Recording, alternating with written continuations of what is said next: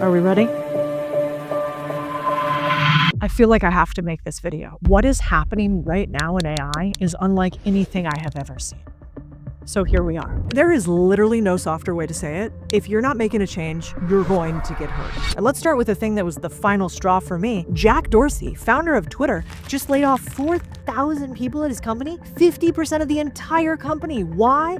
AI. This is the biggest percentage employee layoff in S&P 500 history, like ever, like since inception. And then what happened? The stock went up. Like, let that actually sink in for a second. The market just rewarded a company for getting rid of humans, not for making more money, not for growing, for getting rid of you. And we're already seeing the cracks everywhere. Like 1 in 4 unemployed Americans has been out of work for 27 weeks. 27% of people who got a job this month, they took a pay cut.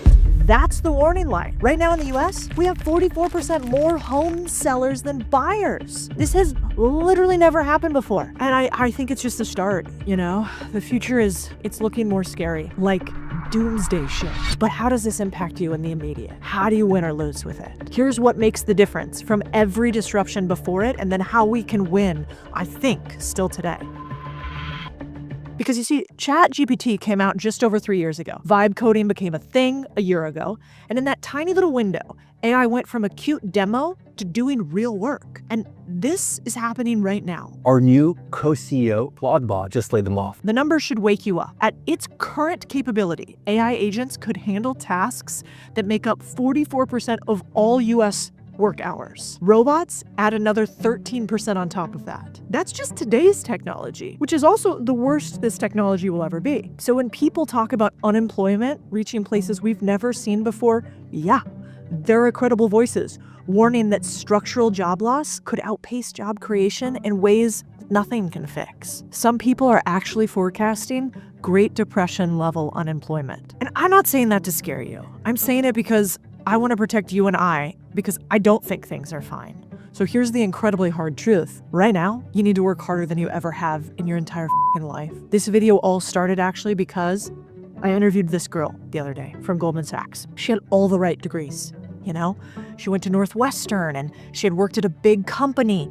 After talking to her, I realized, oh my God, this poor thing, she's not going to make it in this world unless she makes massive changes. You know, when I asked her how she was using AI, she said she was using ChatGPT to ask for recipes and about how to garden. When I asked her how fast she could make decisions, she said she liked to talk to all the stakeholders, pull it into a PowerPoint, then over the course of a couple weeks, make sure everybody's on the same page and then move forward. Like, that world is dead. It does not exist anymore. And I know we all listened to boomer college advice, and so we went. We got the degrees. But it's gonna get rough out there. I mean, 51% of Gen Z's college degree, they say it's a waste of money. 60% of Gen Z jobs have nothing to do with their degree. Like, I do not have easy, simple news for you. I just want to be the person in your business and life who tells you the truth. And the truth is, we should all be scared for what is coming. Yes, there will be opportunities, but there's going to be so much more disruption at the start than I have ever seen in my career. And so your world of work is never going to look the same again. You know, we got a majority of Gen Z considering blue collar work. This statistic hurt my brain. Only 1.6 jobs exist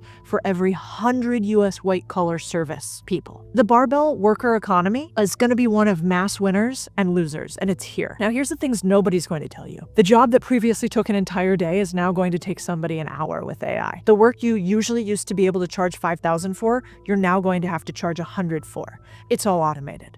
Nobody's going to tell you this, but I will. If you have a salary job at a company and you're doing things you like, hold on to that like it's the last lifeboat getting off the Titanic. The game has changed, and you need to actually start making the decision to act on it.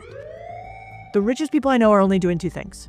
They're going all in on AI, building, not sleeping, while trying to understand what's coming. And the rest of them are doing something kind of crazy, which is selling massively, cashing out, even some of them going to Europe, New Zealand, off-grid. It's weird how few people are in the middle. But I'm not old doomerism on this. I do think there's ways we can make a lot of money and we can win. Here's the places, though, you would not be able to catch me dead no matter what. If you're at a company right now without an AI wartime CEO, get out. How can you tell? If your leader isn't obsessed with this. if they're not talking about AI every week, if they're not reorganizing around it, if they're not shipping with it, if they're not telling you how to do it, if they're not giving top performers more AI, then if your competitor's CEO is obsessed, well, they're going to build smaller, faster machines that are going to eat your company or sadly even your job. So go find leaders that you can rely on in this world. Second, if your role right now is where your value is basically moving data around, scheduling, routing, basic ops, like I take the information from here and I put it over here. If your job description is I maintain the system, that system is about to maintain itself. You got to level up your role or you're going to get pushed out. Cubicles are full of men who said, I'll do it tomorrow. The third is companies with bloated middle management. That layer gets killed first.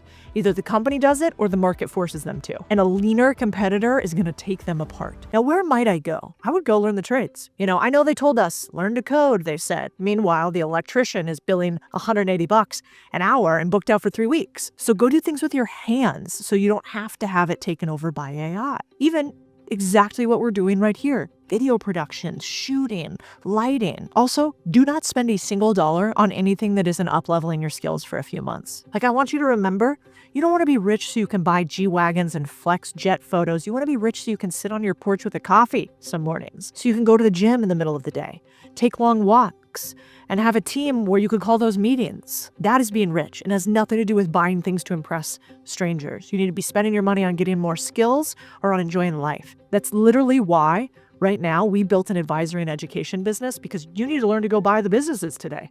Ownership's the moat. That's what we teach. You need to learn to scale your businesses or buy them. Okay, what else can you do? I have a game plan for you. Number one is going to be shocking to no one. Get really f***ing good at AI. Better than this guy. Because for some reason, people still don't seem to realize this. They think their resume is the moat. It's not. I want you to stop assuming you'll get the job because you went to a good school and worked at a good company. So what does it mean to get good with AI? We're going to create a bunch of videos on this and how to do it in your life. But one of the biggest things I want you to do is, for everything you're doing, just ask this one question. Can AI do this for me? Can AI help me with this? Then go actually ask AI if it can do the thing that you're asking. Every time you are even slightly tempted to do it by yourself, try to do a better version of it inside AI. Second, don't just use ChatGPT. Use Claude, Perplexity, Gemini, Kling. Go experiment with all of these. Become the person that becomes so unnaturally curious about how to get superhuman skills, nobody can stop you. Because while all of this is really scary, in some ways, it's kind of like that movie Limitless, where you get that little pill that helps you become something bigger than you ever were. I think we might have a chance at this, because this world is shifting from can you manage the process to can you produce outcomes with leverage, aka AI. But the hard truth is, I'm hiring like 50 people right now across my company. If you go to contrarianthinking.com, you can look up the careers at the bottom, you can see all the jobs. Most of these are 6-figure plus jobs, and I will not hire a single one of them if they don't use AI. I don't care where you went to school. That Northwestern Goldman candidate got beat by someone who went to a state school with no fancy company names on her resume because she actually showed me what she was building. This is the age for people who are obsessed and curious. And whether you like this or not, every CEO I know is thinking exactly the same way. I also want to say, I'm sorry. I'm genuinely sorry that so much of what you spent your life building, the degrees, the credentials, the pedigree, doesn't carry the weight it used to. I feel it too. Nobody could have warned you the rules would change this fast, but they did. And resisting that reality right now is the most dangerous thing you can do. I also get it. Like knowing you need to change and knowing how to change, two very different things. And so that's exactly why we are building this for you right now. Actually, I want you to come to my office. I want to invite you to the Growth Accelerator Workshop. 3 days live. I want you to think about it like a company hackathon where you can actually leave with an AI playbook built around your business. If you have a business, I got you. Our chief AI officer will be there in the room, helping you figure out exactly where it fits. And if you're watching this thinking, I know I need to act, but I don't know where to start, then I got you. Links in the description. It's only 100 people. We keep it small on purpose. And here's the thing. As AI lowers the barrier to creating things, it raises the barrier to selling things. Like distribution becomes your weapon. So an audience, a network, a reputation, that's the infrastructure, the hub that everything else plugs into. And once you see that, the opportunity becomes obvious. Remember, like Jeff Bezos actually said it perfectly. He said it's generally human nature to overestimate risk and underestimate opportunity. And I do think that's part of what's happening with AI. You'd be blind to not see the layoffs, the disruption, the fear, but maybe you and I are also missing the massive opportunity right in front of us. Like, I think the number one reason businesses in 2026 are going to move forward is they get help with AI. Like, small businesses are terrified right now. They can feel the ground moving. They just don't know where to run. And they don't have internal teams or the time to figure it out. So right now is probably a great time to help them. Like Amjad, the CEO of Replit, one of the fastest growing AI companies of all times, told me exactly that. Like, they've raised billions of dollars. And he says, I think now more than ever, finding businesses that are actually running inefficiently and going into them to figure out where to plug in AI, that is going to be a huge option for entrepreneurs. So if you can help them find a piece of their business where they were paying thousands of dollars and you can make a change for them for $5, how much can you take home? Tens of thousands of dollars for software you can generate for $5. And so you could literally go into any business and shave off costs and make it more profitable without even growing it. You don't have to 10x their revenue. So what would I do? I would want to see at least a few of you try to find a local small business. You can be the person in your town, in your city, who helps small businesses actually implement AI. Ask the owner what their biggest bottleneck is, not, do you want AI? Step 3, build an AI tool for that. Maybe it's a chatbot to answer customer FAQs. You can use tools like Claude and Replit and ChatGPT, and they can help you build this. Like, remember what the Wharton professor said? Non-coders are building working products. And then step 4, show them how to use it. Don't just build it and leave, train them. And here's what happens next. I guarantee you they'll tell your friends about you. And all of a sudden, you have a customer case study. 3 new customers, a proven process. The people who figure out how to do this and turn that into a service are going to do really well over the next few years. Like HVAC companies, construction companies, gyms and fitness studios. Every single one of them has repetitive tasks, and most of them have no idea how to use AI to fix these problems. That's your opportunity. Big consulting firms, obviously, they're focusing on enterprise clients. Tech companies are building general tools, but you could go hyper-local, hyper-specific. Can you be the person in your town? The barrier to entry is lower than it's ever been. The old paradigm, wait for disruption to happen to you. The new paradigm, use the same tools causing the disruption as your advantage. The people who figure this out will be the builders, not the button clickers. I know this stuff can feel overwhelming. If you're Gen Z, you aren't financially optimistic, you're like financially traumatized. You know, you grew up in 2008 financial crisis, student debt explodes, housing bubble, crypto bubble bursts, layoff in tech, 66% of Americans say they're running out of cash and that scares them more than death. The headlines are scary, the pace of change is intense. But here's what I've learned. Taking action, even imperfect action, is always better than doing nothing. You don't need to change your whole life or business overnight. You don't need to become an AI expert. You just need to identify one person who can lead this, spend a couple hours experimenting, come to a workshop like ours. That's it. That's how you start. The tools are here. The opportunity is right now. The only question is, what are you going to do about it? Your brain is creating your reality, but your brain is not trustworthy. And so for me, the rule is don't trust your brain. How much of the things that we are told about food and medicine are a lie or wrong?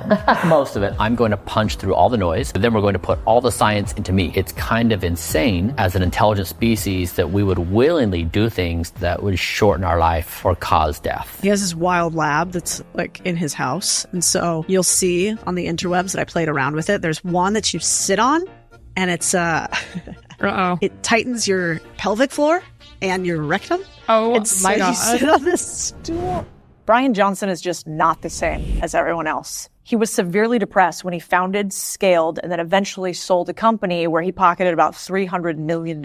He created a helmet that tracks his brain waves and actually how old his brain is. And that isn't even actually the craziest part about this guy. He created an entire anti-aging protocol that runs his life according to the algorithms that he and his doctors have determined. He actually doesn't care about how anyone now or at all sees him. He actually only cares about the future. And in fact, he shares just about all of this on the internet, even how he's thinking about sex and all the things that he is going to measure from them. But every time he shares something about his sexual routine or how he injected Botox into his penis, somebody responds with something like this. Yeah, but have you had sex lately?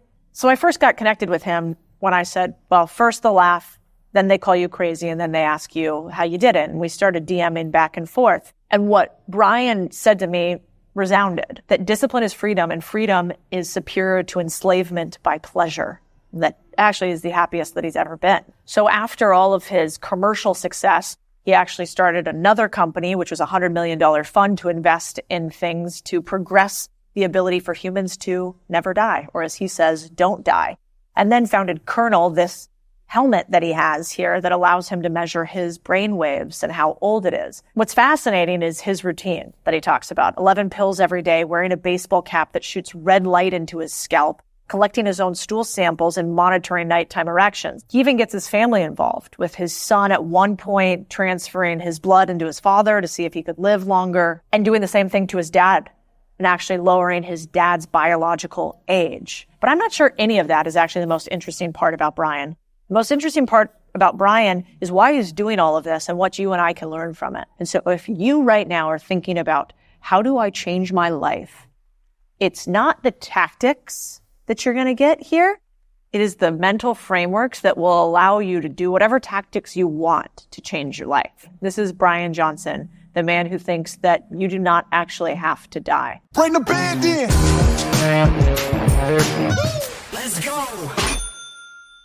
Do you have a personal grandest ambition that is the most important to you? And is it living forever, or is it more than that? I guess like I like mapping history and looking at a different era on how they mapped out ambition. And then if you take 2024 and you pose the question, what is the most ambitious undertaking that our species could undertake? What would it be? And do you think the answer is to live forever, at least in this moment?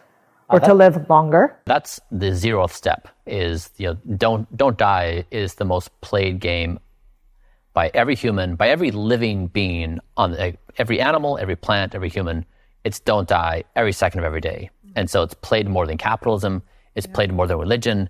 It is the most played game. And then above don't die, then we choose whether we want to make money or be adherents to religions, or whether we want to do our various things.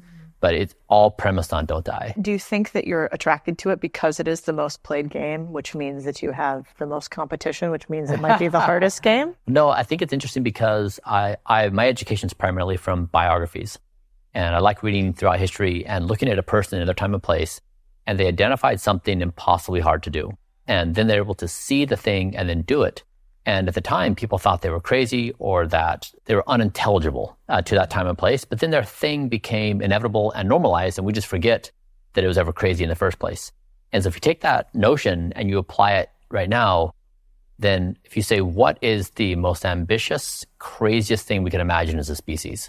And one is don't die, but two is, how big is consciousness? We know what it feels like to learn and to crawl and walk and run and to fall in love and to have heartbreak. And we have these certain things we know. But just like if you pose this question a few hundred years ago, how big is reality?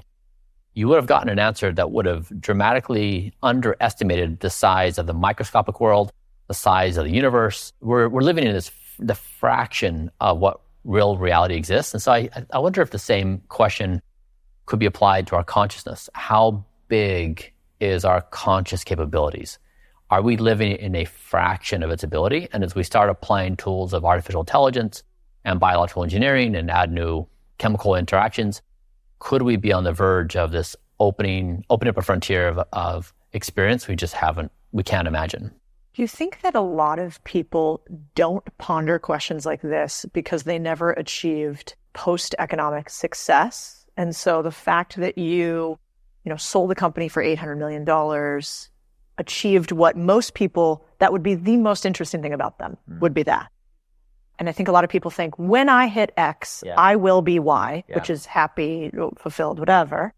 And so you hit that and then went on to this next thing. Do you think you would still be asking these questions if you hadn't been post-economic or really rich, in other words? Yeah, I mean, it's the game I've wanted to play since I was 21. So I made the goal. When I was 21, I told everyone I was going to do something that would change the course of humanity. I mean, I'm 21, I'm naive. Like, what do I know? And that's ridiculous to say as a 21-year-old. Like, how's that even? But that's just what I cared about. And it's what I wanted to do. And I didn't know what to do. So I said, I'm going to make money first. And then with money, go out and try to figure out what to do. So it's been something I've been working on explicitly for 25 years. I have this other mentor that I've had for a few years now, Bill Perkins, Die with Zero. Yeah. And it's so interesting because I think one of the most impactful things you can do as a young person is get around people who make your brain sort of expand to a point of discomfort. My thinking is so much smaller than yours. And for most people, they're barely getting by. Yeah. when somebody tells them that they could even achieve a millionaire status, or they could be free, or they could have a six-pack, that almost seems like too far. Was there some moment where your brain flipped like that you remember? It was when I was living in Ecuador in extreme poverty. Came back to the US and reality had just changed for me. And why? After being among them, nothing mattered to me except the contribution I could make to the species. I didn't care about making money for money's sake. I didn't have aspirations of buying a big home or an expensive car. I just wanted to improve people's lives. It was just this burning desire. It lit and it's never gone out. It's just gotten stronger. And it honestly feels like it drives me. Like even when I don't, it's still there and it pushes me past my own comfort. It's an undescribable relationship of like what is happening inside of me and then how does that manifest with what I'm actually doing. So if you were going to try to replicate that experience for somebody else and to make them think bigger than they could even imagine and maybe get on a health journey similar to yours, are there words of wisdom that you would give somebody to try to kickstart an Ecuador in their mind? Yeah, I do this with my 18-year-old, my son. To his credit, he is attentive, he's curious, and he's willing to listen. And he's trying to figure out what game does he play in life. Because he's wise in that he's listened that you're born into games in society. Like you're born as an American, you're born into capitalism, you're born into like all these norms. And then we learn them and they become invisible. So we don't realize we're actually in games we didn't choose to play. We're just playing it. And then we try to become number one, if you're competitive in one of those different tracks. And so what I've tried to suggest to him is don't assume that any game being played in society is your game. Extract yourself, evaluate them for what they are. I guess I would summarize that and say, don't try to be number one, try to be zero. And number one is like you're going for a rank in a given game, you're trying to beat other players.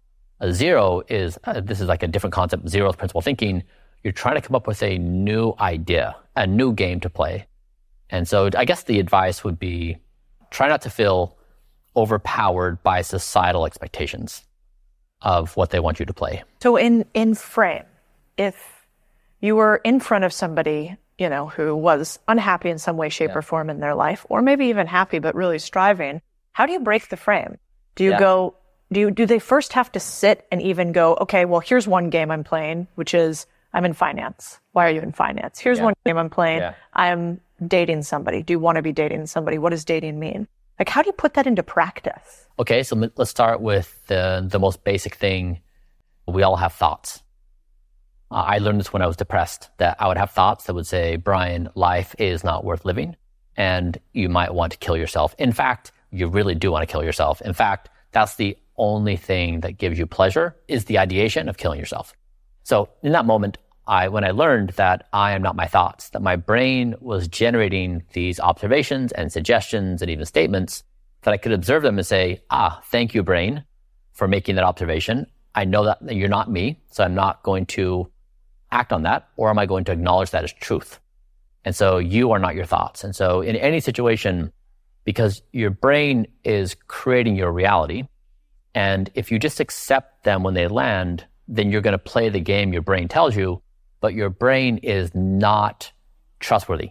Absolutely not trustworthy. And so I know with my thoughts, in any given situation, I will disregard the first 5 or 6 thoughts I have on anything, because I know my brain's like just trying to situate itself. And even then, it's going to have critical errors of biases and all kinds of assumptions. And so that's the very first game. And so because if you're walking into dating or career selection or something, if you can't catch the first layer, which is your mind is creating this false reality for you, then you'll be stuck downstream from that. What about the hippy dippies in Austin where I'm located who say, but just listen to your gut. Your first reaction is right. Yeah. How do you push back on that, or do you? It's a bit of a too simplistic of a rule to universalize. That is not to say that intuitions are not valuable. Like your body's legit doing computation, doing pattern matching. And you're probably able to generate wisdom that your conscious mind can't. And so it's not that it's not good, it's just that it's a data point among a larger set of data points. And some people I think will encourage that go with your first decision and then don't look back. Others will say, be more mindful. It's probably individual, but there's not a clean answer because people are trying to simplify the complexity of life. And they're trying to say, like, here's a rule. And so for me, the rule is don't trust your brain. And then of course, if someone says, okay, how do I not trust my brain? That just made things worse for me. Like, now it's really problematic, but it invites you to start a new game. So for example, if you learn that we each have 188 proven cognitive biases. They're shortcuts our mind makes to try to make sense of a really messy reality. And so your brain is always making these shortcuts to help you make sense, but then the trade-off is like it may not be as accurate. So like confirmation bias. If I'm trying to find something what I really believe about a new concept, I'm going to find information. If it confirms what I want to believe, yep, I accept it. And if I find information that challenges my belief systems, I'm going to reject it. And so just being aware of that. And to me, that's been the single most valuable practice I've ever maintained, is knowing that I cannot trust my own mind. Because once you start from there, then you can't trust others. You can't trust institutions. So who can you trust? And that then that starts the game of like how to build the life you want to build. Because otherwise, you're going to probably be disappointed in the process of trusting other forms of authority. It's so good. I think what's interesting is you're obviously very smart. You sold a company for hundreds of millions of dollars. You've had a lot of traditional success, as we would define it in today's day and age. And what else I think is interesting is usually when that happens, people then have a lot of opinions and maybe they go out in the world and they try to assert those opinions on others. But you've actually done something very different. You've said, I am going to turn myself into a singular action of my opinions at this current stage. I'm not going to try to assert it on others. I'm going to assert it on myself with like second or third order effects on that are only really applicable to you. And one, I think that's really rare. You have questioned pretty much all medical institutions, maybe even food institutions across the US. And so I was curious, since you are a living embodiment of, watch what I do, not what I say, how much of the things that we are told about food and medicine are a lie or wrong? Most of it. Really? Yeah, most of it. Yeah. Why do you think that is? Everyone's trying their best to figure it out. I don't think it's because of malice. I don't think it's because pharma is some kind of evil, group trying to take over the world. They're doing their thing, and everyone is. Doctors are, institutions are. So I don't assign any malice. People legit are trying to figure out the right move. And so that's what I was trying to solve is there's so much confusion around health and wellness. And I wanted to say, I'm going to punch through all the noise. We're going to look at every single scientific study ever published on anti-aging and lifespan. We're going to rank them according to the power laws. And then we're going to put all the science into me, one person, and we're going to measure me as the most measured person in the world.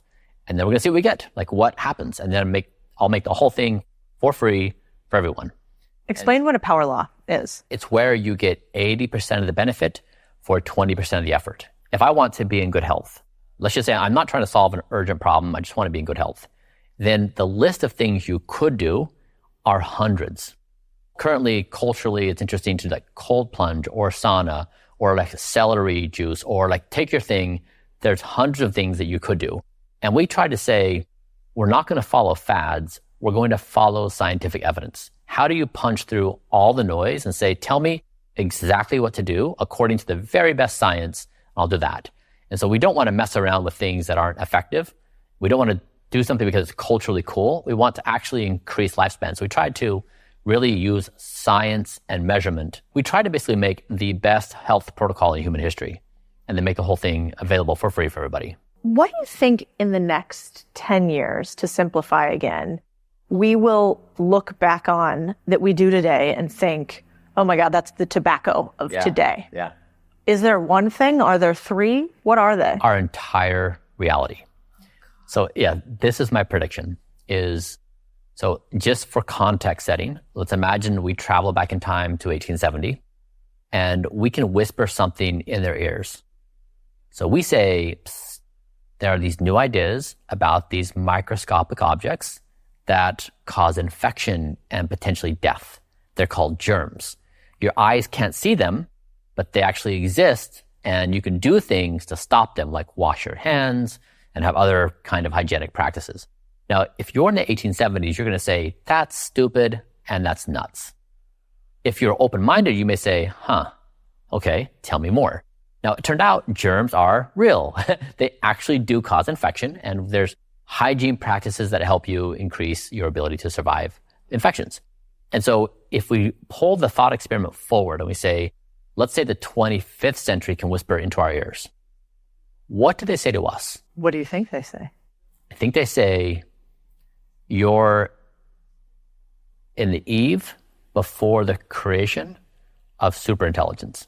And the intelligence you're creating is growing at a speed faster than you can comprehend. That renders your ability to predict the future to zero. You cannot see. You're up against a wall of fog.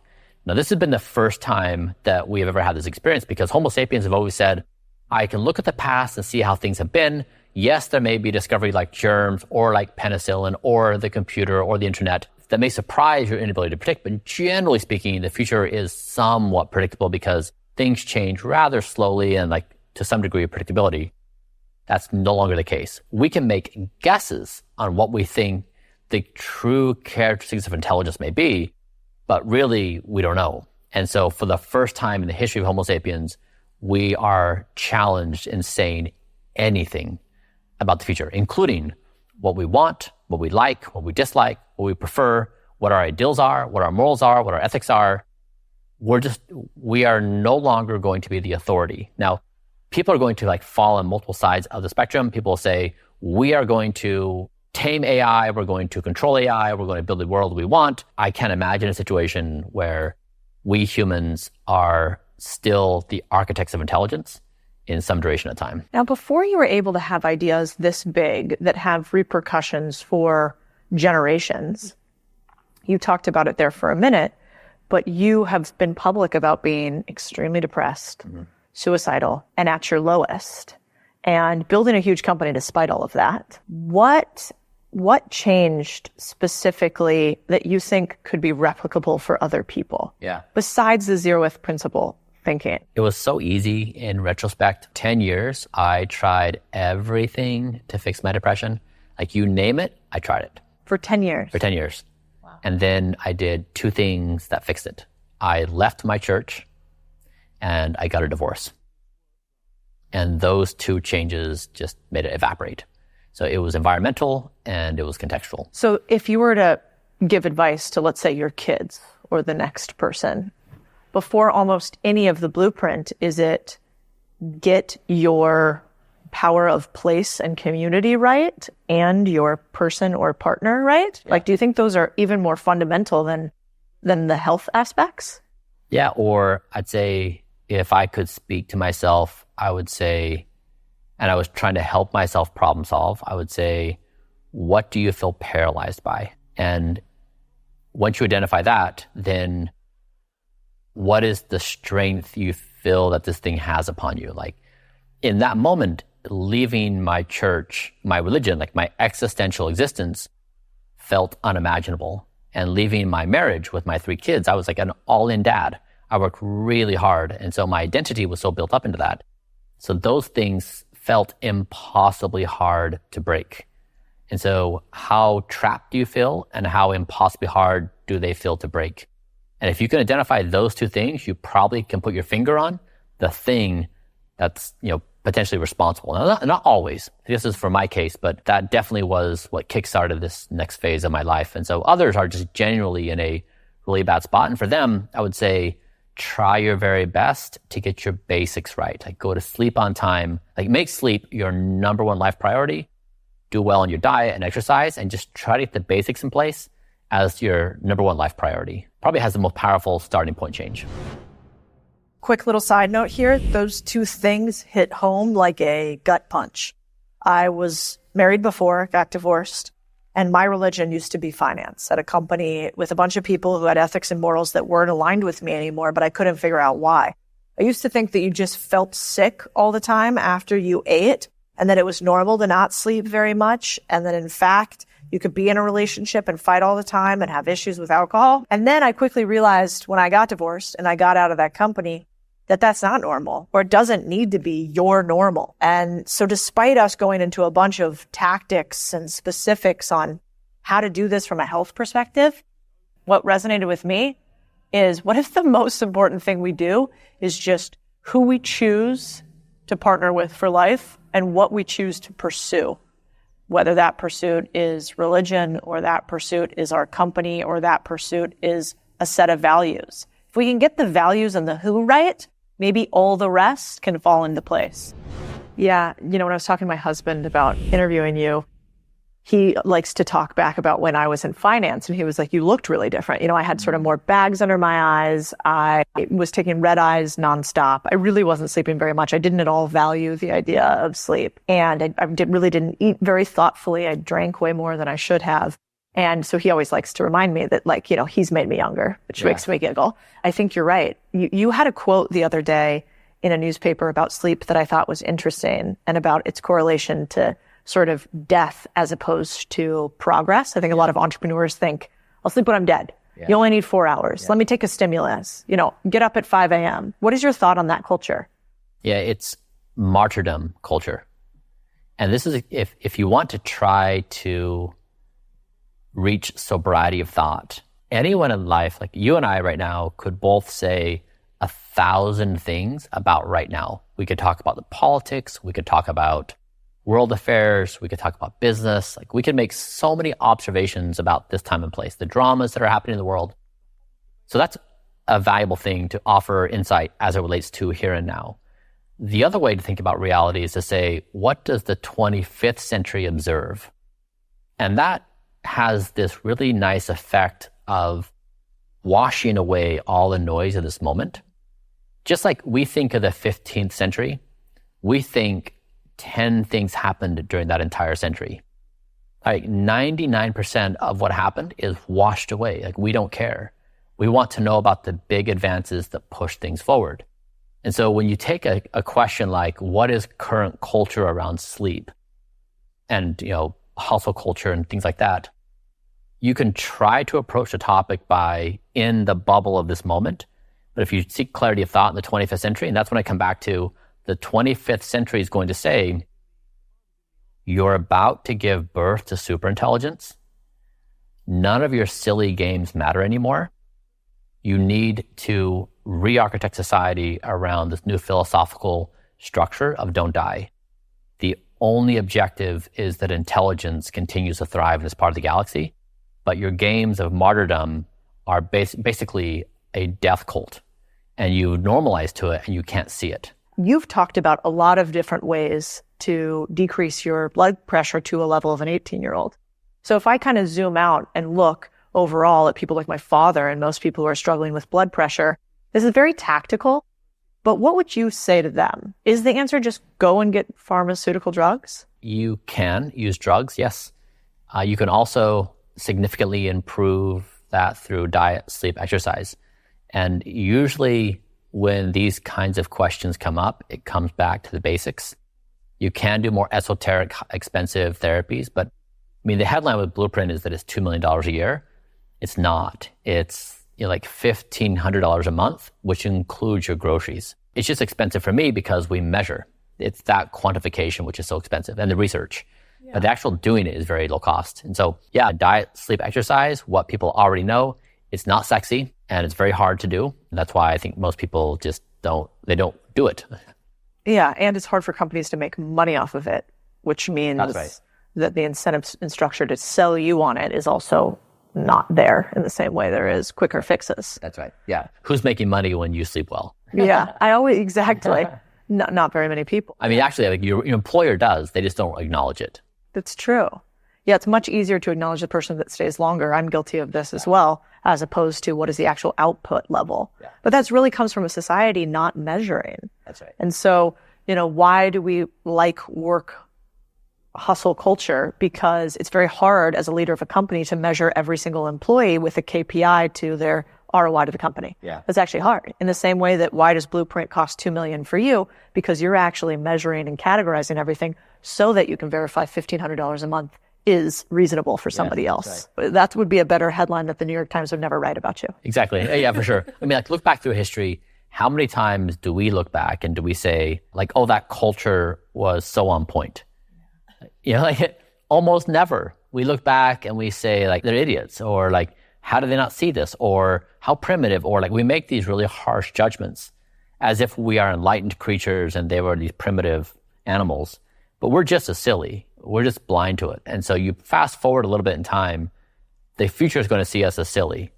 And if you can take that humble acknowledgement that that highly unlikely that we've reached the apex of intelligence.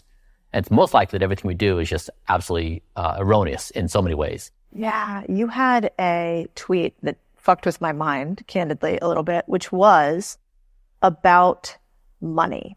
And it was frugality, saving, investing, planning, discipline, admirable money management. Why is it done? Wealth is immortal. Possibilities of our longevity are shifting. Maybe our thinking will shift too, which made me start realizing, oh, why do we value money? Because we think it lasts beyond us. But we do not believe inherently that health lasts beyond us. Ipso facto, we put less value on it. I don't know why, but that really opened up something for me. What else would you say on that? Yeah, we are a species that craves immortality. We do. We crave it through our children, through money, through legacy. We crave it through accomplishments. And I'm suggesting that true immortality, or don't die, may be the replacement for all these other games we've been playing. That there's a new reality in front of us. Yeah, you don't have to leave your name Rockefeller on the building of a college campus if you can, in fact, continue forward. You do that because you don't want to be, we all want our life to have meant something, because I do think in a lot of ways, Hobbes is right, like nasty, brutish, and short. Exactly right. And so if that is what we believe to be true, then why wouldn't we spend time trying to make it all make sense? Exactly. And this is why these ideas are so provocative and why they generate so much hate, is that people have these knee-jerk reactions and they're defending all their life choices. Because to realize that you've been playing a game your entire life that is about to change and you may start from zero just like everyone else is a hurtful thought. And so instead of confronting it and being open-minded to it, you want to just bury it, like we do with all these things that are uncomfortable. And that's why I think that people can't even, the rage I get directed at me is unhinged. And I don't think people even realize why they're so mad. But it's not about me. It's about their situation, their life decisions. And this is not blaming them. This is just like being human's hard, and confronting new ideas is hard. And I'm trying to point out what I think is going to be obvious in the future when they look at this moment. Yeah, I want to close out with one last question here, which was, you tweeted about certain acts that we take now today you think of as committing violence against ourselves, which I think is really powerful, because when you assign words like that, then actions can change. Yeah. What do you mean by committing violence against yourself that's different than how most people might? Except for the people these days who say words are violence, in which case none of this is relevant.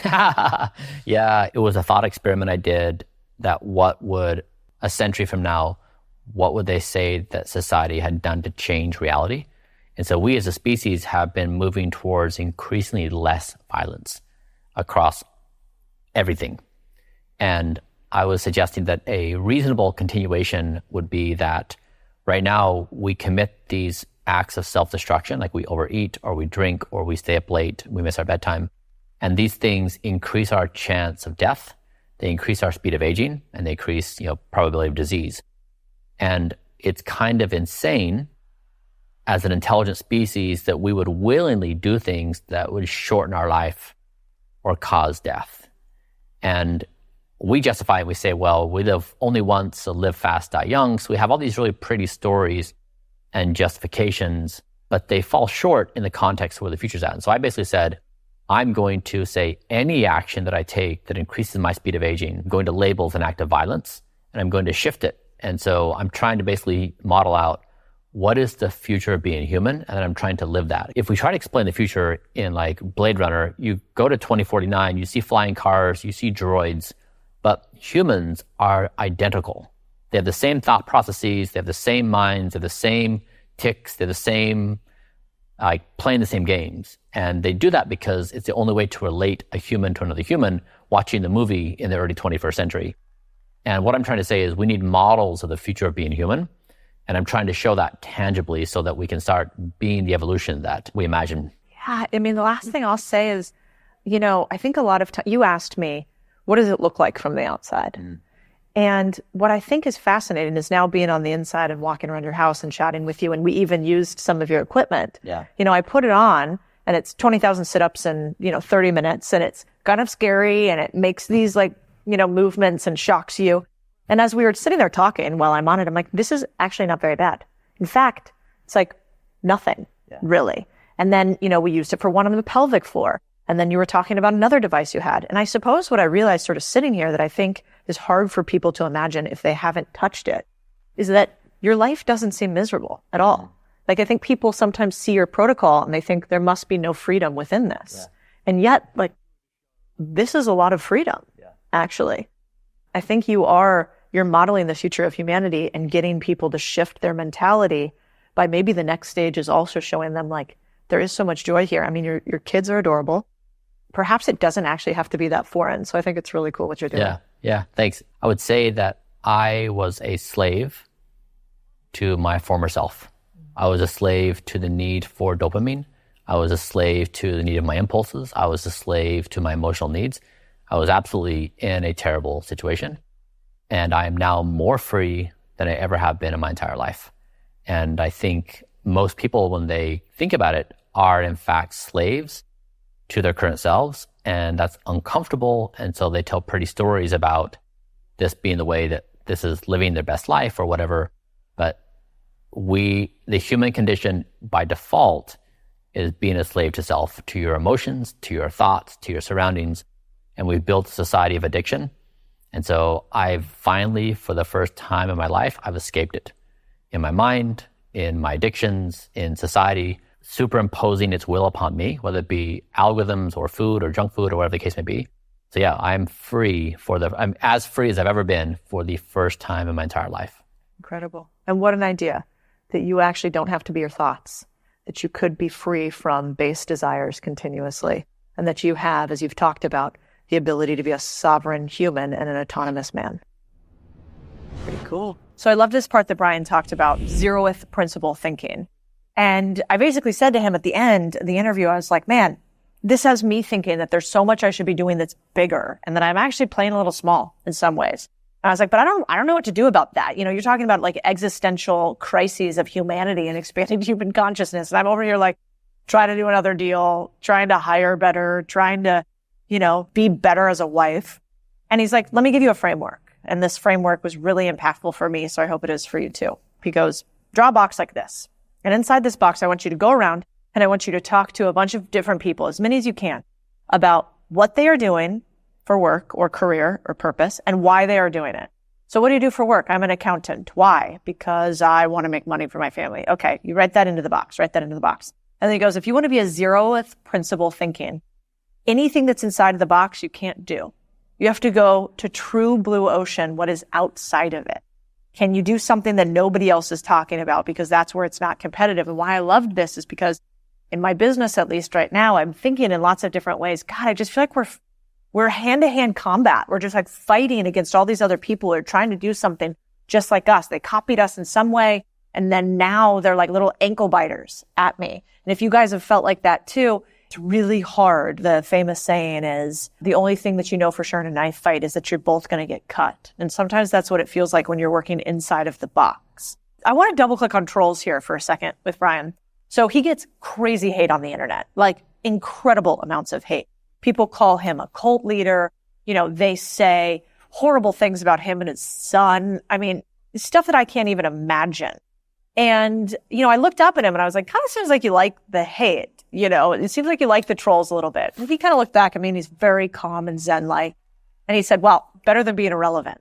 He's like, much better to be known and thought after than ignored. And I thought about that for a second because he said it sort of flippantly and very calm. And it reminded me of this famous Ted Turner quote, which is, he said about the press, you can say any negative thing you want to say about me, but make sure you spell my name right. And there's just an energy there that I think is worth taking home with this idea that if you're going to do anything interesting, people are probably going to troll you. And Brian has famously said many times, I don't care about what anybody thinks about me in the 21st century. I care about what the 25th century thinks about the actions that I am taking today. Could you even imagine a reframe better than that? Like the next time somebody is trolling you, the next time somebody says something hateful, the next time somebody says you can't, imagine not even caring what they think, but not caring what anybody who is alive today thinks, because maybe this entire generation doesn't understand where you're trying to go. That would be incredibly freeing, wouldn't it? I'm going to try it. Let's talk about what I'm calling the deal of the week, or gangster marketing moves by Brian.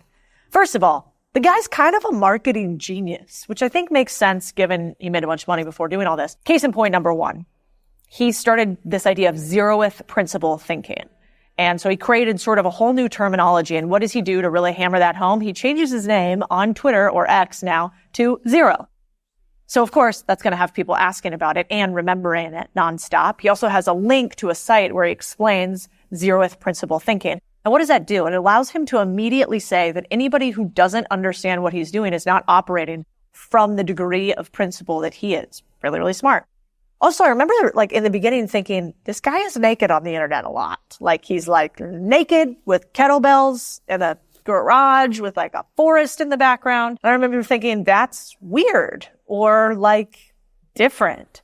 And then I realized what he would do. He would kind of come up with this like, campaign that the New York Times would pick up, and then he would launch a product afterwards. It's kind of the Kardashian effect, essentially. They knew that to draft off the cultural conversation meant they could go viral with one thing, and then with all the virality getting pushed at them, they would sell something. And I think that's exactly what Brian is doing. He's selling ideas and also products. In fact, because he was getting so much hate on the internet, he launched an olive oil company because he thinks that the delivery of olive oil is really important if it's done a particular way. And so he had an olive oil called Blueprint. People started calling it snake oil. What did he do? He changed the name of the company to Snake Oil. Brilliant marketing play where he plays directly into the hate that he's getting as opposed to bowing down to it. Another person that's incredible at this that nobody likes to give credit to is Trump. He would often say something ridiculous and then allow that to become a platform for him to hold the megaphone as opposed to somebody else. Really, really smart. That's why I think Brian might be the Twitter gangster marketer of our time. Brian did not start out as a genius. In his mind, when we were walking around and I was looking at all the books that filled his shelves, I said, have you always just been really smart? And he said, no. In fact, I was super challenged in school. I didn't get good grades. I struggled a lot. I found it sort of insufferable. And, I didn't score well on standardized tests. So I have no idea if my IQ is high or low, but he's like, I wouldn't be surprised if it's super normal. And I think that should be freeing because look at what this guy has been able to do despite sucking at school and potentially not having some off the charts IQ. I then asked him, well, are you really good at math? And he said, no, I'm not good at math. I'm like very average at math, which I just sort of assumed like guy builds fintech company, sells for almost $1 billion.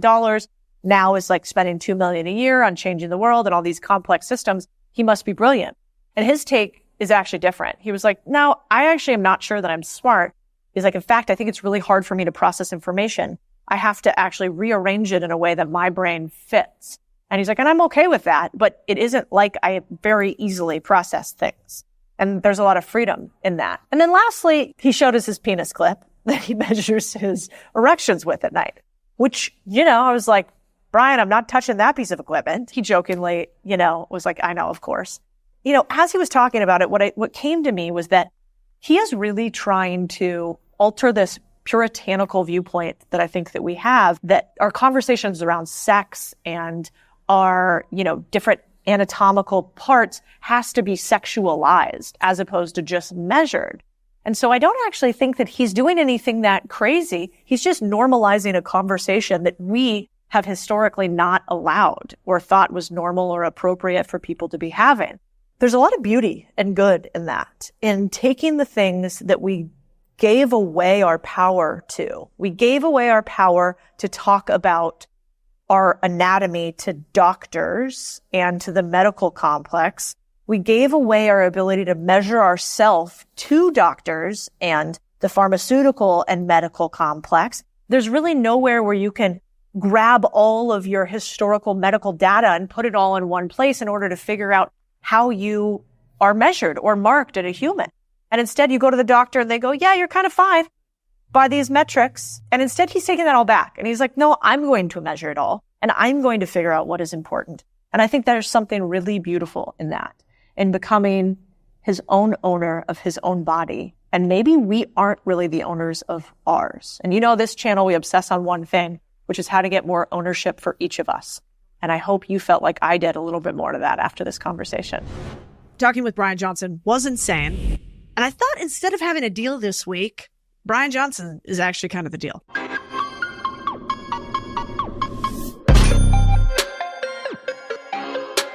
So we're going to break down his business, all of the businesses that he's built, and then currently what is he working on today. So basically, Brian founded Braintree.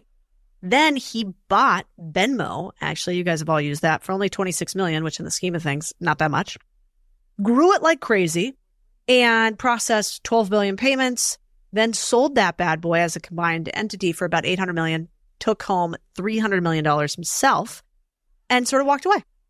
Fascinating part about that, he then creates a $100 million fund, the OS fund, which invests in a bunch of technologies that now Brian's using to try to live forever, including a company called Kernel, which was a neurotech company, designed helmet. This one you can see here if you're watching. I played around with it yesterday. And his goal was basically to detect cognitive issues early.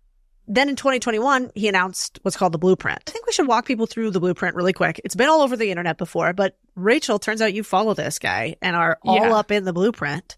So walk up through what it is super high level really quickly. The blueprint is his public science experiment, basically, to try to reverse his aging. He's about 45, or at least he was when this came out, I think. He's trying to reverse his aging to the age of 18, which is about the age that his son was when he started this. And he's doing this by basically spending I think it's $2 million a year on a bunch of different experiments. And this includes things like hundreds of tests, blood transfusions, no sex after 8 p.m. And obviously, most people would not be able to do this. So he's trying to take it all on for himself. And he's documenting this entire thing over on YouTube, on a blog.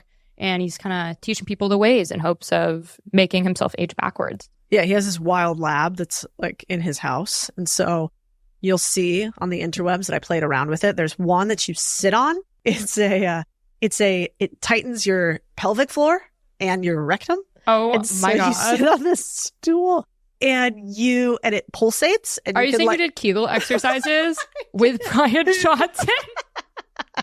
I did.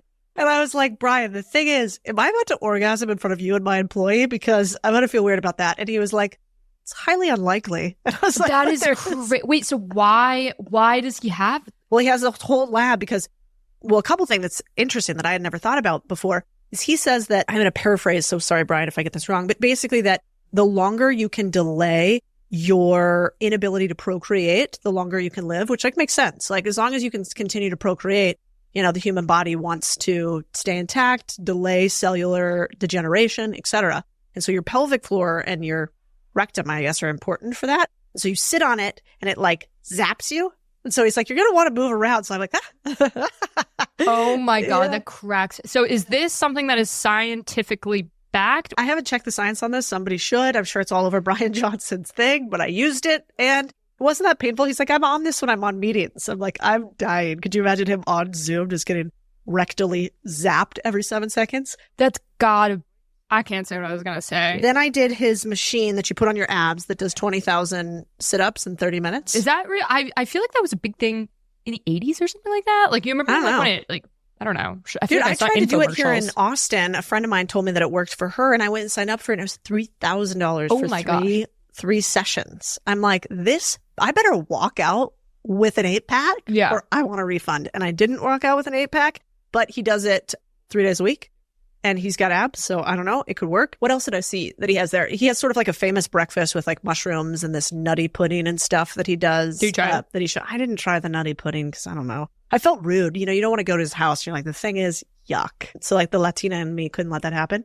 But then also, he's like, do you want to see my erection measuring device? And I was like, yes, I do. Obviously. You're whip it out. Let's see it. Yes, I do. I was like, but I do not want to touch that one, Brian. He was like, obviously.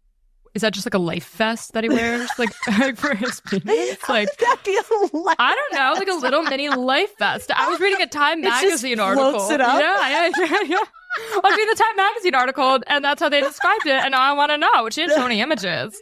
I know. Yeah. I think I have some video of it. No, basically Oh, looks good. like a little, I don't know, like a Lego with like a string on it. Oh, so it's the not like an aura ring? No. Oh. No, and you just kind of like the string goes on it and then it measures something. A life vest. We're gonna keep that. We're gonna keep the conversation moving. Seems happy. And I asked him if he was happy. He said he was happy, happier than he's ever been. But what I think is really interesting is this regime. I mean, when I told my parents about this, maybe you guys can relate, they were like, they had a visceral reaction to Brian Johnson. It was like, why would he live like this? Why would he do this? I just want to live my life. That's so weird. They're kind of like making fun. They'd be pissed if I heard this, so I hope they don't listen. But I get why, because I think Brian Johnson is putting in people's face their bad decisions every day.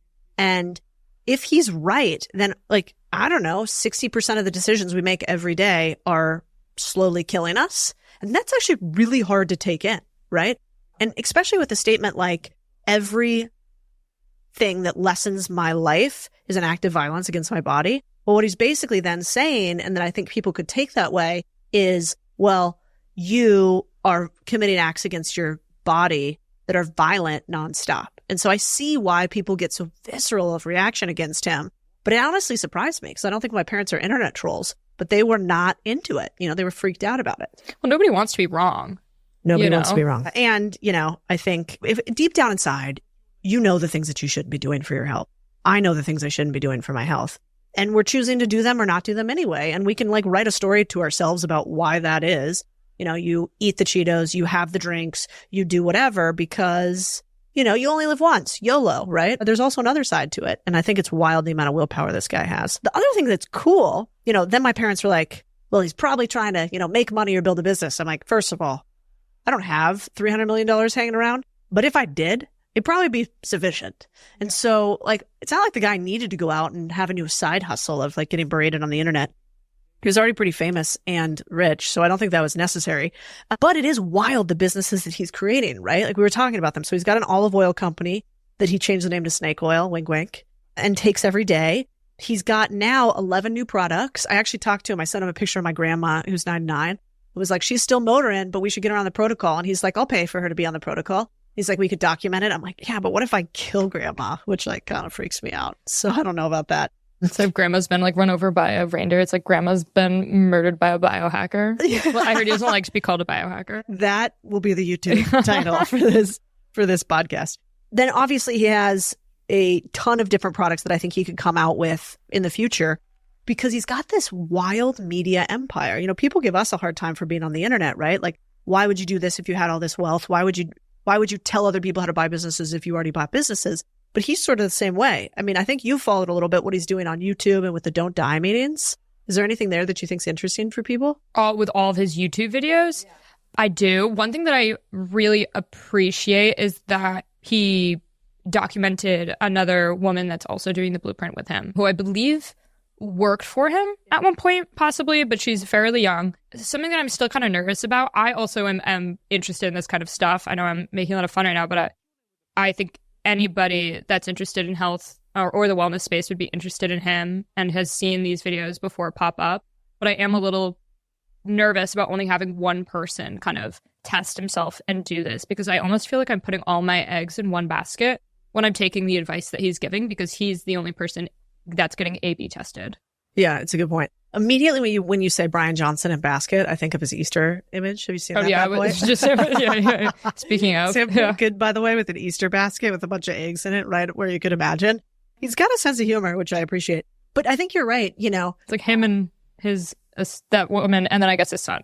So I will say, putting my eggs in three baskets. But it still plus feels... his dad. I think he's having his dad. Oh, I didn't know actually. that. Yeah. He transfused his blood. Is that the right word? Yes, for his son, though, I thought. No, into his dad. Oh, and my gosh. decreased his dad's age, too.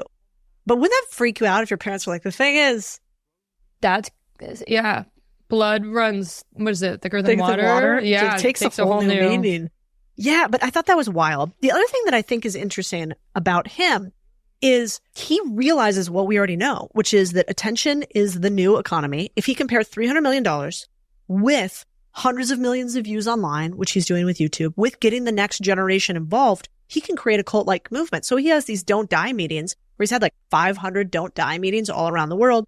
People meet up all with the same idea of trying to increase longevity, which is actually really, really cool, because another way to say it would be 500 meetings happen around the world with people who are interested in healthier living decisions, you know? And he just uses a catchy tagline that pisses people off because they're like, why do these people want to live forever? But all it really is, it's like, hey, what if we all tried to live a little bit healthier? You would think that would be a good thing for society. It's kind of backwards that we're so societally warped that we think that this is negative. I think there are more people that are upset at the idea that living a lifestyle like him that would take away the enjoyment of life. I think that's what they're really mad about.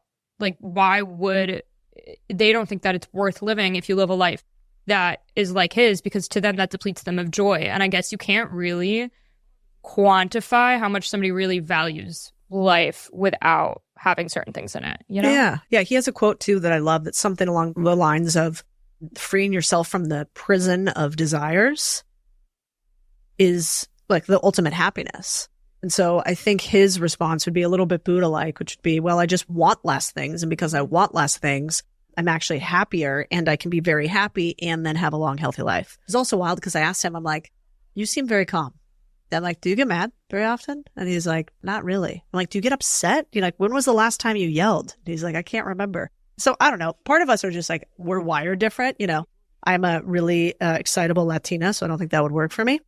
Now, the last thing I thought that was fascinating, I talked to Brian about where he's going with this business. And like, imagine him launching a health empire on the back of personal experiments where he has skin in the game. So you guys actually know, at least, you know, when you go to a doctor and the doctor is like fat, unhealthy, like divorced, and giving you health advice, sometimes I'm like, I don't know, man, what are you doing?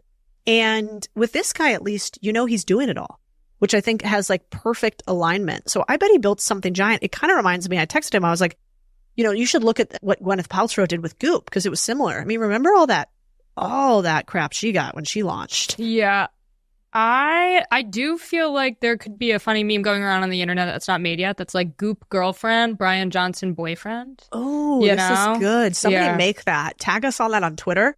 Also, like something with like remember when Gwyneth Paltrow talked about the golden yoni? Am I saying that right? Is that the egg that she put somewhere? Yeah. Put up your part as a lady? I'm trying to see it. So I'm looking at olive oil over here on Goop's website, which is by Flamingo Estate, which is a really cool company. Flamingo Estate, I think, goes to like famous people's houses and will like say, hey, if you want to make honey and have bees on your property, we'll put it there and it's like better for your property, and we'll sell the honey and say like, oh, it's Gwyneth Paltrow's honey or whatever. So Flamingo Estate, kind of cool company. Goop sells Flamingo Estate olive oil.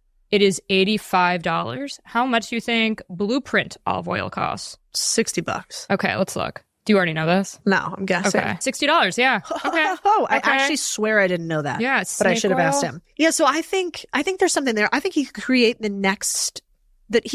tech bro Goop of our age, or even just think about it. What's the healthy dudes company? Like, I don't know that exists. I mean, healthy rich chicks is probably Goop, right? Healthy, like mid-market moms is Jessica Alba, whatever that company is called. Honest. Okay, I'm thinking just whenever I think of Guy Health, I think of Equinox. I think that's a gym chain. And that's also like multi-gender. That's true. I just feel like whenever I hear people talking about it openly a lot, it's Matt. Yeah. Anyway, I think there's a play there. I don't know what the revenue Gwyneth does now at Goop, but I would imagine it's pretty sizable. And she's really mainstreamed a bunch of stuff that was not mainstreamed prior. I mean, you could give her crap for how expensive some of the stuff is, but like, don't buy it. Go buy a cheaper version somewhere else. And you pay a premium for sort of the content, the knowledge, the luxe version of it.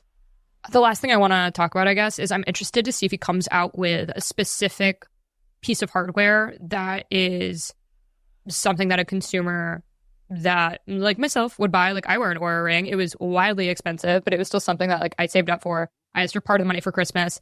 I chipped in half. Like, I was like, this is something like almost, I thought of it like a non-negotiable piece of health tech. I really like it. I've had it for quite a few years. It rocks for me. But I could see him like making something like an aura ring that I could lift in or something. Yeah. Would be nice. I want whatever the machine was that I did. Do you know how hard it is as a woman to like get a 6-pack or to get just tighter here? My husband just stops looking at soda, gets skinny. I could run 400 miles every day and not get a 6-pack. So I don't know. If Ryan Johnson is listening, I think the shout out would be, yeah, we want to live longer, but we also want to be hot. So can we have both? Like an inside of his medicine cabinet tour, like a Vogue 20, like a Vogue style tour. Oh, I saw it. It's just a lot of pills. He doesn't give anything that's like this is my like super good, like, I don't know. I imagine he's like serums and stuff. Like I want him to like goopify himself. Like honestly, Gwyneth needs to go to his house. Nice. It does. He does look like he dyes his hair. Didn't ask. I could have added that to the repertoire. I could also see him making a wellness club where you have all those really. So Remedy Place, I think, is a wellness club chain. He should make like a wellness club where you can go meet other people that are interested in the blueprint, not dying. Yeah. Oh yeah. And maybe for a premium price, like how much is Equinox? Like $250 a month or something. Yeah, something like that. The moral of the story, I think, is again, what I hope you took away from Brian Johnson is play bigger games. Wild ideas about the fact that, can you even imagine a mind in which you decide that your entire mission is going to be not to die, and the belief system you have to have locked in to determine that you might even be able to beat like the ultimate thing that beats all humans? And I think that's pretty powerful. And so I like listening to the crazy ones, people like Brian Johnson, who've built something, done it again, and then trying it at an even bigger level. Really, really cool. Thanks for being builders. I see you all, and you are a big deal to me. We'll see you next week. Oh, and if you haven't subscribed and reviewed the podcast, please do. That's how this thing grows. Appreciate all you guys. That I have it, you know that I got it. No need to look all in a bag. Stunting like this cause I work so hard. I'm the best, I only speak facts. If I say that I have it, you know that I got it. No need to look all in a bag.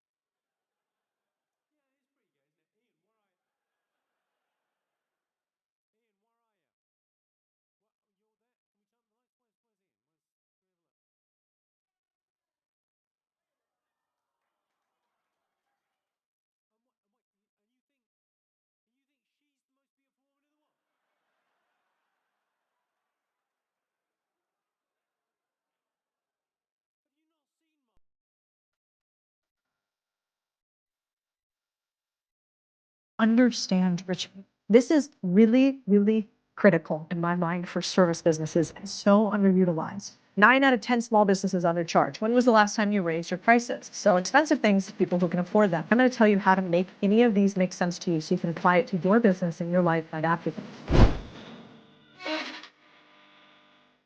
This is the Big Deal podcast, and I'm Codie Sanchez. Welcome back. Today, we're talking to you builders about how to make more money. I call this the sell things to rich people, they pay more. And I know that's true, and it's cute, but is it so easy? Having sold clients who are both not so rich and rich, there is a truth to this meme, which I want to read to you. You can see it here. It says, $500 client. I just feel as though with this investment I'm about to make in you, that you should understand how our lives are about to change. And I need results and you need to bring them, and I'm entrusting you with our livelihood and lives. $50,000 client. Money sent, thanks. Anybody who's been in business kind of chuckles at this, except it's true. Now, here's why I understand the $500 client. You have to remember that they need that $500 to do something for them. They actually have a visceral need. That might be what's called last dollar for them. They need the return on that dollar to be so significant that they hold you to a level that is actually irrational.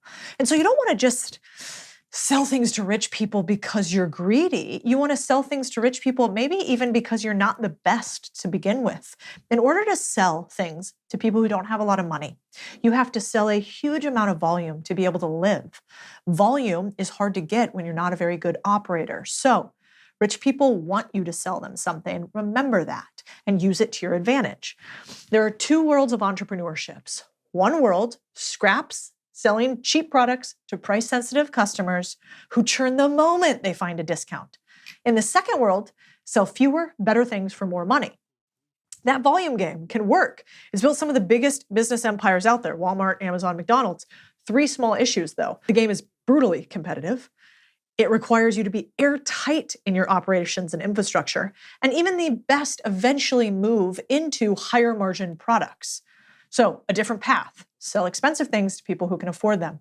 The question you need to ask yourself is, when was the last time you raised your prices? Our guess, 9 out of 10 small businesses undercharge. Why? Scary not to. If you start to realize wealthy customers want to be sold, your entire business can change. The question, though, is, what do rich people actually buy? There are 5 reasons rich people buy. Only 5. Every single reason falls into this hierarchy that I call the rich desire pyramid and teach to all of our portfolio companies. Number 1, status. Status means make me look important. It's the top of the pyramid. How do you sell it? You position your business as the best, not the cheapest. When they ask, well, can I get a discount? You say, well, you could, but you might regret buying from that guy. Why don't you just pay a pro now as opposed to regret an amateur later? You showcase expertise, exclusivity, and premium service. What are companies that do this really well? Because I always like to imitate, then I iterate, then I innovate. So you might want to imitate some of the marketing of Hermes. Limited run purses that are mostly handmade, although I hear there's some confusion about that by China right now, but let's stick with the plot, which is one person makes each item from start to finish. It's special and it's a signal. When you carry a Birkin bag, you are saying something. No one who buys a Birkin bag is trying to ask for discounts. This is a customer that actually wants to pay more for the alligator extra ridiculous thing on top. Except, is it ridiculous if they want to pay for it? In fact, I think you have to flip your brain about that. Number 2 in the pyramid is convenience. That means make my life easier. So if you think about rich people, if they have an infinite amount of money, they can buy almost anything, right? Except more time.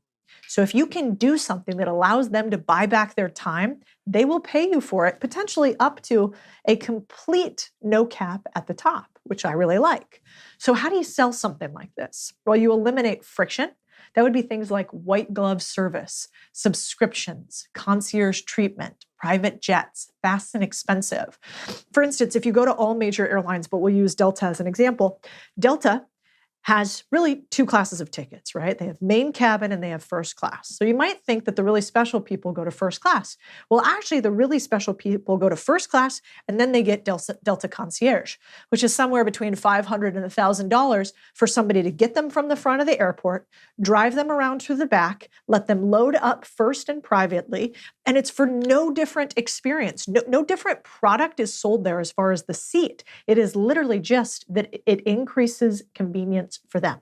So that is what you need to think about in your business. If right now you have a landscaping service, why wouldn't you add a white glove offering to the top? What might white glove mean? It might mean, hey, one of our portfolio companies, we said, what about for new homeowners in really expensive suburban neighborhoods? What if you as their landscaping service said, hey, Mr. and Mrs. Homeowner, I know you're new here.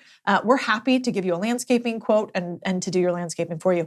Also, we have a group of 5 other of the top tier service providers in your area. So if you need somebody for cleaning, I can make a recommendation. If you need somebody for window washing, roofing, interior design, we have a Rolodex, and I can literally do a white glove introduction for you to all of those people. And what do you do on that? You actually take an affiliate cut on everybody. So this is not as scalable, but remember, because you have big margins and because you create convenience, you can have a very sexy business doing white glove service of existing services. By the way, if you're building a business right now and you're stuck or you want to break out to the next level, maybe you're not where you want to be today. Believe me, I've been there many, many times. I want you to know I got you. We help thousands of business owners a year figure out how to scale to the next level. One of my favorite mentors said, every level you have, there's just a higher level and a higher devil. And so if you've been in business for a while and you're doing 6, 7, or 8 figures, there's probably one thing standing in the way of your next level. That's why we host growth and scale workshops 4 times a year throughout the year in Austin, in Miami, in San Diego, and you may be a fit to come to one of them. If it sounds interesting to you to get help on how to scale your business to the next level, you can reach out to my team at the link in the show notes. We believe in you builders, but we also believe that it's a lonely road and you can't do it by yourself. Number 3, exclusivity. Let me in, keep others out. That's what they're saying. This is why there are private members clubs. This is why there are golf courses, because rich people want to feel special, good, bad, or otherwise, like them or don't like them. This is something that people want when they have a lot of money to buy. So how do you sell it? Restrict access, invite-only services, VIP tiers. This creates demand. Think about it like, I don't know, have you guys ever heard of Tiger 21? Tiger 21 is a fascinating community. You have to have $20 million in net worth to be in a community that you pay $30,000 for a year, and they validate your income. They will not let you in unless they can validate your income and also your net worth. How fascinating is that? And then you are in a room a couple times a year with only other people that are worth $20 million or above. They don't want any other people in it, so they charge you a premium for only allowing access to other people just like them. We can hate this and think it's elitist, or we can use it and get rich. It's really up to you. Number 4, privacy. Give me some space. So often, once you have a lot of money, other things come with that. For instance, now that I'm public on the internet, there's lots of people that get doxxed, right? So they want to make sure that they're protected. There are entire services for scrubbing all of your information off of the internet. There are services that scrub your businesses off the internet. Don't tell people about them. Supposedly there's quite a few celebrities who scrub their children's photos everywhere off the internet. And so as you get more famous and as you get more money, people want things from you. If you're famous, maybe they want your picture, they want access to you, whatever. If you have more money, they want some of it. And so if you can create this privacy buffer space, then you can make a lot of money. So how do you sell it? Well, you offer high trust, high security, high privacy services. A way to do this across the board might be like, I have a cleaning company and I only clean really high-end customers' houses. So all of my cleaning ladies sign NDA policies. They make sure that they understand owner preferences. You can tell us how you want to be communicated with by our cleaners. So you can do this because you allow absolute discretion, which builds loyalty. This is really, really critical in my mind for service businesses and so underutilized. And maybe if you don't have a lot of money right now, this one doesn't make sense to you, but I'm going to tell you how to make any of these make sense to you so you can apply it to your business and your life right after this. 5, scarcity. Make it hard to get. So let's think about this for a second. Why do rich people want something to be hard for other people to get? Well, they want to feel special, right? So at a certain point, if you have all the money in the world, it's not just about other people thinking highly of you. It's about you being able to tell a story about a thing you were able to do or get or see that somebody else couldn't get. It's almost like a rich person pioneer, right? They're like, I want to be the first one to plant my flag on a foreign land. So how do you sell this? You limit availability. You do this on purpose. And let me tell you how rare this is for entrepreneurs to do. What do entrepreneurs want to do? Sell more things to more people again and again and again because they want to make more money. It actually doesn't make sense in your head commonsensically to think, well, maybe I should sell less things at a higher price. But that is what this is. And how you do this is waiting lists, premium tiers, applications all drive demand. Think about waiting for the brand new shoe drops, or we talked about Birkin bags before. In fact, you want to actually have things that are a real commodity, which means they're limited in quantity. I met a guy, I was at this event, and this was an event for a bunch of rich people. And funny thing about rich people is they have weird hobbies. And so this guy in particular had just exited his second or third SaaS company. And I'm sitting down with him and I'm like, what are you working on right now? Lord, do I wish I hadn't asked that question because I got a soliloquy on crystal marketplaces. He had just started a crystal marketplace. Now this isn't your ordinary woo-woo Austin crystal. He was showing me his crystal collection, which was like, I don't know, $1 million crystals. And I felt like that meme where that like guy is whispering into the girl's ear and she's just dying on the inside as she's listening to him. And that was me with crystals this day. And so he went on and on about how he's bought this $1 million crystal and it couldn't be anywhere else. And this is so special. And I feel like he might've missed the plot about what women care about today because he appeared to be single. But why would he care about that? Because there's only one crystal just like that in the world. There's only one diamond just like that in the world. They're buying into a feeling, a position, a lifestyle. They aren't price sensitive, they're value sensitive. And once you understand this philosophy, you'll be able to sell to rich people. If you want to sell to wealthy customers, you got to ask yourself the rule of two. Does your offer hit at least two of these categories? If you're selling convenience, add exclusivity. If you're selling status, add scarcity. If you're selling privacy, add convenience. Rich people want to spend money, give them a reason to. Here's the difference between the two. Selling cheap means you're going to have price-sensitive, high churn. You're going to have harder to scale volume game. You're going to have competitors everywhere. Selling rich means they'll pay a premium for the right product, no price shopping if they trust you, and will keep spending if you deliver. The difference between the two is really one singular idea. Do you understand rich people? And if right now you're like, oh, this sounds great, Cody, but I've never even met a person who could buy a Birkin bag or wouldn't think a $30,000, $50,000, or a $200,000 purse is criminal, then I need you to do something. You see, what changes is when we are around other people who have money, it opens up our eyes to what is possible. And so what I'd like you to do is I would like you to go to somewhere that rich people are. If you're in LA, go to Beverly Hills. I just want you to walk around. You don't have to buy anything. You don't have to do anything. Go to a luxury shopping mall. See how they engage with their customers there. Try to engage with the people who are there and see how they treat you versus other customers. What can you do to change the way that they treat you? If you dress a certain way, will they treat you differently? Go and sit in the lobby of the most expensive hotel you can find. Ritz-Carlton, Four Seasons. Dress how you think is appropriate. You can bring your own food and drink if you want to, be sneaky about that. But I want you to watch the people coming in and out of the lobby. How do they engage? If you get a chance, sit and chat with them. One of my friends, Jesse Eitzler, when he had no money before he married Sarah Blakely and they became billionaires and he started NetJets and a bunch of big companies, he used to go to the Beverly Hills Hotel in California. And he had no money then, but he would spend the little money that he had buying the cheapest item on the lunch menu in order to sit at lunch in Hollywood and meet as many people as he could. And every single day he would have a goal of engaging with one or two people there. And then he would see, how do these people engage in life? How do they think about things? How do they build? How do they get opportunities? And he credits those conversations with some of his path to becoming a billionaire. So get around rich people, sell to rich people, you will make more money. See you next week. I believe you are capable of building big, beautiful companies. Hey, I have something special for you for being such a loyal listener because you're here with me all the time. I get asked by a bunch of you, how do I tell if I should buy a business or not? Should you buy a business or not? What price should you buy a business at? How do you structure your deal? I got you, fam. So I'm going to gift you our deal calculator. Every time I look at a deal, I grab the numbers, plug it in here, and see how much money I could make or lose if I did a good or bad deal. So this is my gift to you. And if you're serious about buying a business, we want to help you. You can talk to my team about if you're a fit for our business buying community or curriculum.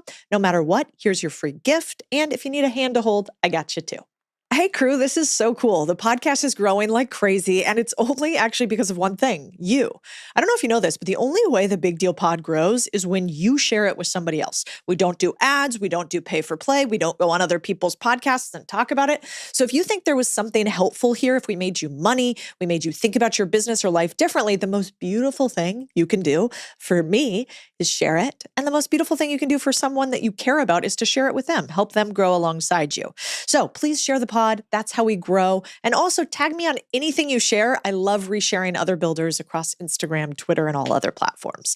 Thank you from the bottom of my heart. You're super important.